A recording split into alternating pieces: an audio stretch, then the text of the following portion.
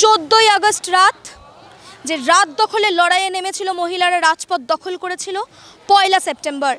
2 দিনেই কিন্তু এই একই চিত্রটা দেখতে পাওয়া গেছে, যে চিত্রটা আজ 4 সেপ্টেম্বর আবারও সেই একই প্রতিচ্ছবি দেখতে পাওয়া গেছে, যে মেয়েদের রাত দখলের লড়াই। সেখানে সমবেতী পুরুষরাও ছিলেন, তবে সেই সমবেতী পুরুষের আড়ালে লুকিয়ে থাকা মনস্টার বলতে পারি তাদেরকে, মলেস্টার্স। সেই রাত দখলের লড়াইতে যে বিচারের আশায় আমাদের লড়াইটা তো একটা জিনিসের বিরুদ্ধে, শ্লীলতাহানি, ধর্ষণ, এই সমস্ত কিছুর বিরুদ্ধে। তবে এই লড়াইয়ের পথে নেমেই এই শ্লীলতাহানির শিকার হতে হচ্ছে আজও সাধারণ মানুষকে, সেই সমস্ত নারীদেরকে।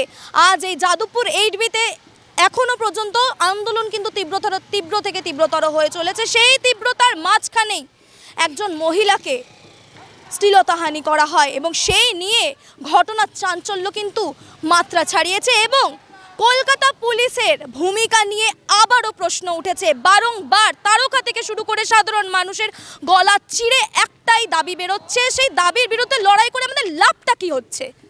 বারবার তো সেই একই ঘটনা ঘটছে। শুনে নেব একবার। যাদবপুর থানা কি বলেছে সেটা আমি কিছু বলতে পারবো না। যাদবপুর থানা কিছুই বলেনি। যাদবপুর থানা এইটা করুন, এখানে সই করুন, কে উইটনেস ছিলেন তার নাম জানতে চেয়েছে। উইটনেসের নাম কই, আপনার বাড়ির ঠিকানা কি, আপনি কি সিঙ্গল না বিবাহিত, এই সব প্রশ্ন যাদবপুর থানা করেছে। যাদবপুর থানা আসলে কিছু করেনি, যাদবপুর থানা কিছুই করেনি। যাদবপুর থানাকে যখন আমি একজন মলেস্টারকে পাকড়াও করলাম, আমি তার পিছন ধাওয়া করলাম, করে পুলিশকে ডাকার চেষ্টা করলাম, তাকে না, প্রথমে তো পুলিশ আসেনি, আমার বন্ধুরা পুলিশকে ডাকতে গেল আর দুজন বন্ধু আমার পাশে দাঁড়িয়ে রইল। বলবার সেটা হচ্ছে, পুলিশকে 15 বার ডাকার পরেও পুলিশ যখন পুলিশকে ডাকো, প্লিজ আসুন, এটা 15 বার হয়ে যাওয়ার পরেও যখন পুলিশ কোনো রকম মানে আসছে না, সকলে যখন মহিলারা এসে চড়থাপ্পড় মারতে শুরু করেন তখনও পুলিশ আসেননি। আমি বলেছি যে আমি কোনোভাবে মব লিঞ্চিংকে সাপোর্ট করি না, আইন আপনারা হাতে তুলে নেবেন না, কিন্তু পুলিশকে ডাকুন। একজনও মহিলা পুলিশ আসেনি। আসলে সিএম আমাদের 12 ঘন্টা, দিনের 12 ঘন্টা আমাদের কাজ করতে বলেছেন, রাতের ইমার্জেন্সি না হলে বেরোতে বারণ করেছেন। তো আমরা দিনের জন্য একজন মুখ্যমন্ত্রী আর রাতের জন্য একজন আলাদা মুখ্যমন্ত্রী চাই। আর যে দিনে ফিমেল মুখ্যমন্ত্রী আর রাতে মেল মুখ্যমন্ত্রী। আরেকটা জিনিস হলো যে এই যে যাদের মানে আমি এখনও চন্দ্রবিন্দুগুলো ব্যবহার করছি না, যাদের বলছি, তো এই যাদের মানে একদম ঊর্ধ্বতন কর্তৃপক্ষ, ওই যে যিনি বলেছেন ঊর্ধ্বতন কর্তৃপক্ষ না বললে আমি রিজাইন করব না, সেই যাদের ঊর্ধ্বতন কর্তৃপক্ষ পেছনের দরজা দিয়ে পালায়, তারা দুষ্কৃতীকে অটোতে করে গার্ড করে নিয়ে আসবে, অটোরিক্সা করে, আর আমি ভিকটিম মরে পড়ে থাকবে। এটা কি খুব অবাক কিছু? সন্দীপ ঘোষের মতন মানুষ এখানে ছাড়া পেয়ে যাবে, এখানে শুনানি পেছোবে। মানে আমি জানি না, ভারত আবার জগৎ সভায় শ্রেষ্ঠ আসনও লবে, কিন্তু কবে? দিদি যদি নিজের থেকে থানায় না আসতো তাহলে কিন্তু পুলিশের কোনো ভিকটিমকে খোঁজার কোনো দায় ছিল না। কিন্তু এখানে যদি এবার ধরো কালকে রাখা হলো, কিন্তু যদি ভিকটিমকেই না পাওয়া যেত তাহলে পরে কোর্টে উঠতো কি করে? কেসটা কোর্টে তো উঠতো না, তাহলে লোকটা আবার ছাড়া পেয়ে গেল, আবার তাহলে সে পরের দিন আরেকজন কাউকে টার্গেট করতো। এরা তো বিভিন্ন জায়গাতে, আমরা 14 তারিখ রাত থেকে এটা দেখছি, ঠিক আছে, বিভিন্ন জায়গাতে এরা টার্গেট করছে।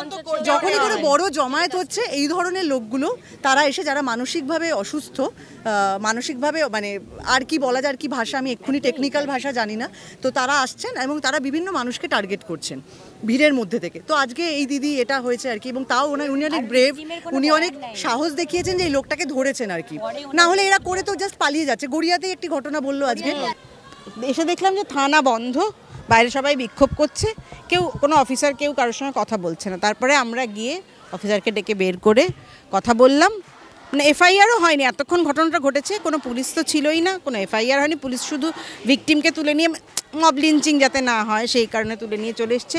ভিকটিম কোথায় কি সেটা নিয়ে পুলিশের কোনো দায়ই ছিল না।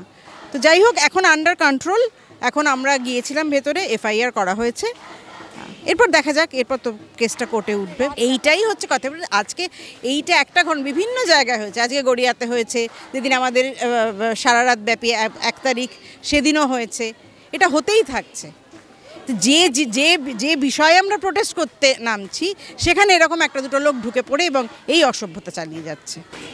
পুলিশের ভূমিকা আমাকে আলাদা করে বলতে হবে? সবাই দেখতে পাচ্ছে, সবাই আজকে ওই লাইভটা শুনেছে। তিলোত্তমার বাবা মা কাকা কাকিমা যা বলেছেন সবাই সেটা শুনেছে। আমাকে আলাদা করে আর জিজ্ঞেস করার দরকার নেই যে পুলিশের ভূমিকাকে। প্রত্যেক যারা দেখছেন এই চ্যানেল সবাই জানেন, আমাকে আলাদা করে জিজ্ঞেস করুন। রাত দখলের লড়াইটা অ্যাকচুয়ালি তো মানে আমাদের যেদিন থেকে শুরু হয়েছে সেদিন শুনে থাকবে যে প্রত্যেকেই একটা কথা বলেছিল যে এটা বেশি দিন চলবে না, কি হবে গিয়ে। তো এরপর যে আমরা এইভাবে এগোতে পারবো এটা তো কেউ বিশ্বাস করেনি, সেই জায়গা থেকে আমরা বিশ্বাসযোগ্য করে তুলেছি। এবার সেই বিশ্বাসটাকে আবার কি করে ভাঙা যায় এটা তারই একটা প্রচেষ্টা। যে আর তাছাড়া নিজেদের যারা আমাদের অপোজিটে জিনিসগুলো করছে তারা নিজেদেরকে একটা সাহস জোগাতে চাইছে, চেষ্টা করতে চাইছে যে ওদের সাহসটাকে ভাঙতে হবে, ঐক্যবদ্ধতাটাকে ভাঙার চেষ্টা। এই যে আমরা যে দাবিটা তুলেছি, যে আপনারা তো জানবেন যে ডাক্তাররা দাবি তুলেছে 5 দফা দাবি, ঠিক আছে। আমার আরেকটা দাবি মনে হচ্ছে, সেটা আমি এখানে বলতে চাই, সেটা হচ্ছে এই তথ্য প্রমাণের যে চেষ্টা, তথ্য প্রমাণ লোপাটের যে চেষ্টা, তো সেটাকে রদ করার জন্য আমার মনে হয় রেপ ভিকটিমের বডি অন্তত পক্ষে 7 দিনের আগে অন্তিম সংস্কার করা উচিত নয়। এই নিয়ে একটা আইন প্রণয়ন করা হোক, আমি সেটা এদেরকে বলার জন্য এখানে দাঁড়িয়ে আছি, ঠিক আছে। আমার মনে হয় এটা আইন হিসেবে প্রণয়ন করা হোক, অন্তত মানে রেপ ভিকটিমের বডি অন্তত যেন 7 দিনের আগে যে অন্তিম সংস্কার করা অন্তত পক্ষে। বিষয়টা হলো যে এটা তো কথা নয়। আমার প্রথম বক্তব্য হচ্ছে এই নারী সকল বিষয়টা আমি মানি না।